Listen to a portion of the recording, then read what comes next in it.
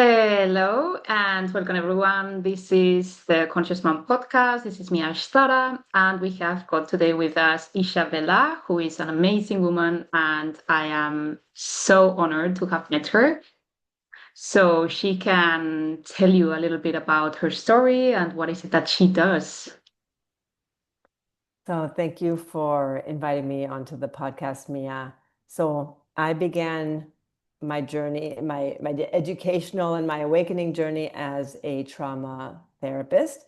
So I have my doctorate in trauma psychology, but then I had a big nervous system body breakdown between, a few years after I graduated from that program, and that then led me to enter a 4-year somatics program where it was trauma focused, and we focused on developmental trauma, which is the early child wounding. And that led me to really recognize what basically how those early developmental wounds were playing a part in my relationship with money, and how I was giving my power away in my relationship, or my financial power as well. And then that led me to explore my relationship with money. And then I ended up being a financial activist. I call myself a wealth activist because, of course, it's not just about the money that we have in the bank, but it's about our relationship to it and how we relate to our own inner wealth. And that is a whole journey in and of itself. But just to kind of, you know, put together or bring together how early developmental wounding affects our relationship with money is really, really important. Wow, that is so interesting. So, what is something that um, you felt is like really worth talking about, something that stood out for you, or like a big, shift moment, or Yeah. So a lot of what we did in our somatic training was shadow work. And so, if you're not familiar with shadow work, it's basically like the unconscious programs or the unconscious beliefs that we hold, or the decisions that we make, even before we are able to before we even develop language. We make unconscious decisions with our energy and how we manage our energy in order to be loved in our families, in order to belong in our family or in groups. And those can negatively affect our relationship with money. And one thing that I noticed about myself is that, I'm somebody who's very competent, who, I'm able to do lots of things. I have a lot of energy. And there was a part of me that was collapsed. There was a part of me in my relationship where I wasn't handling the finances, and I was like, they can take care of it. My partner can take care of it. And in fact, my partner was not taking care of it. And in that way, I had a desire, an unconscious desire to be taken care of. And as long as I had that unconscious desire to be taken care of, I wasn't taking care of myself in that moment. I was that part of me. It's almost like, my arm was collapsed, right? There was a small part of me, not all of me, because I was, again, very competent, but there was a small part of me where I was just like, I just want to be taken care of, and I want to rest, and I want, somebody else to take the wheel, right? I don't want to be in charge here. And while part of that is true, right, every person deserves to be cared for and loved and nurtured. I wasn't taking responsibility for myself or for my money in that way. And once I realized that, I was like, wow, I'm in a collapse, and I need to sort of step into this. And there were a lot of things that happened that, are details that are probably not important, but I think that is a really important piece for women in particular to hear, because, women have to work harder in a lot of ways than men do. And I say this I'm speaking to all of this as a person who doesn't identify with either being a woman or a man. I identify as being gender fluid or non-binary, but I know that for most people, people can understand sort of feminine, masculine, and those types of terms. But this is a place where I see a lot of women give up their power, is in outsourcing their financial power to men, or financial decision making, or right, and they defer that power. And what I also see is that at the same time as they're doing that, the men who are supposed to be in charge, or their partner is supposed to be in charge, they don't have the financial education to make those decisions anyway. So Mhm. we're giving up our power to someone who doesn't really, who can't maybe hold it for both people. And that really, obviously, that has a detrimental effect on the financial resources and on the uh, on the on the capacity to build generational wealth for that family. Yeah, absolutely. So, what do you think, or even from your research and your experience with clients and talking to people, what do you think that part of us is? I think it is, I was speaking to somebody else today, and we were talking about the fact that, it has only been 50 years, let's say technically 52 years, since women were able in the United States to have a credit card that wasn't also with their partner, with their male counterpart. So Mm, we are very new to the money game, and we exist in a money system that wasn't built for us. And so we're mm. having to really kind of expand into a step into that power, because it's not a power that has been given to us. We are needing to take it. And there's ways where we're still asking permission to be in the room when we really just need to step into the room and stop asking for permission. Wow, I am getting full body goosebumps. So, absolutely, yes, it has to do obviously with the masculine feminine programming that has been introduced to us in by the matrix system, which the powers that are ruling this system knew that if they played around with this powerful energy, and like you say, I'm going to call it feminine energy, but it's same with the masculine. They've played around with the divine masculine energy as well, getting goosebumps again.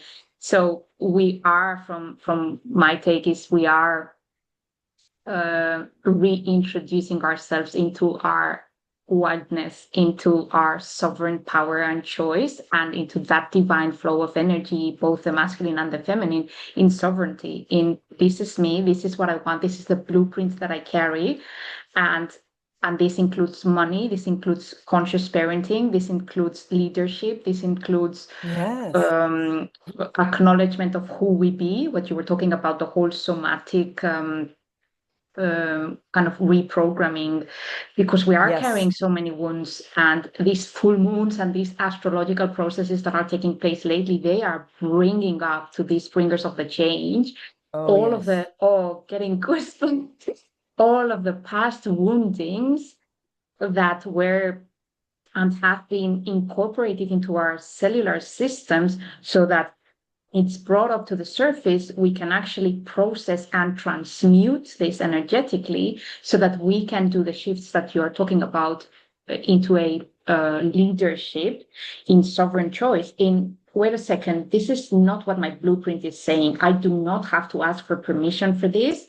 Um, and I do not need to be taken care of. At the same time, there is this part of us as well that, yes, I would love to kind of collaborate with another and ask for that collaborative permission of, what do you think? What do I think? How can we make Right. this work?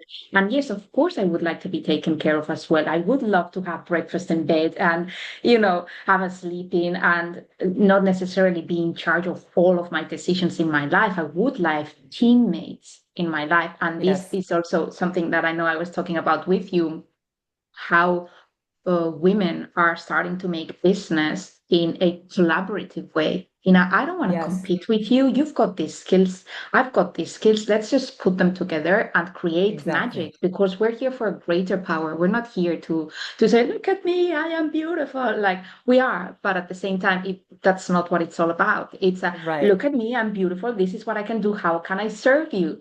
And then Yeah. when you join forces with that same energy, the magic that we can create is amazing. And I know that this is what they were playing with, because I'm getting like full goosebumps today. Like, I was gonna be a chicken today when I get out of the conversation. um, when I tap into this this divine essence, this divine force, it has nothing to do with masculine or feminine. It's actually the combination of both energies and the skill sets that both have in order to, in that wild, raw, divine essence, serve. So Mm-hmm. you have to do it from a place of, like what you were saying before, responsibility. I take responsibility for myself. And I guess, like, how did you realize, or how was this journey into going, oh yeah, I'm actually kind of putting some blinkers on here with regards to money? Or Yeah. what was the process there of, oh, I need to do something about this, and this is what I've discovered that it is. So Yeah. you had the blinkers. Do you think it was only because of that belief that um it's getting so much information.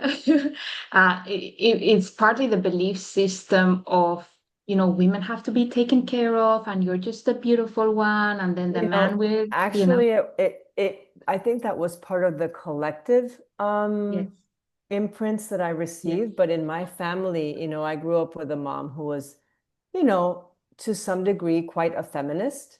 So it wasn't necessarily that I think she also had that collapse of wanting to be taken care of, but then choosing someone who really couldn't take care of her in a lot of ways. So she had to take care of herself, and there was like the resentfulness around that. But I think for me, it was also like, obviously, that was right, the collective wounded feminine, wounded masculine. But then also, I also grew up in Puerto Rico with under a colonial system, right? And so in that colonial system, I learned, and again, unconsciously, this is sort of in the air, um, almost like dust that collects on a person or that someone ingests just by living in a space, is that, we don't get the best of the best. We are sort of secondhand citizens, as I like to say, and that the powers that be are very corrupt. And so my relationship with money was of disgust, like, ugh, I don't even want to deal with it. It just creates so much ill and so much abuse of power in the world, which is true, but it's not because of money itself. It's because of how humans misuse money and you misuse the energy of money. So when somebody is abused and misused, you don't blame the victim. You say, hey, perpetrator, you're the one that's doing this, but we blame the victim. We blame money as the root of all evil, when money itself is not the root of all evil. Money is a neutral resource, right? And yeah, you can use that for beautiful things. We can fund projects and have an environmental impact, or fund new entrepreneurs, right? In developing countries, for example, or we can use it to subjugate a group of people or to start wars, right? So yeah, there's lots of things that we can do with money, and really looking at it as like taking the what we impose a lot of beliefs on money. So that was something that I was coming in with, and so that's why when I got married, I was only happy to outsource that. Like, it was almost like taking out the trash. You deal with the finances, you take out the trash, you do that yeah, work. And I was, in not just conscious parenting, but in conscious relationships, we talk a lot about taking responsibility for our stuff, right? For our trauma, for our reactions, and yeah, for our reactions, for our triggers.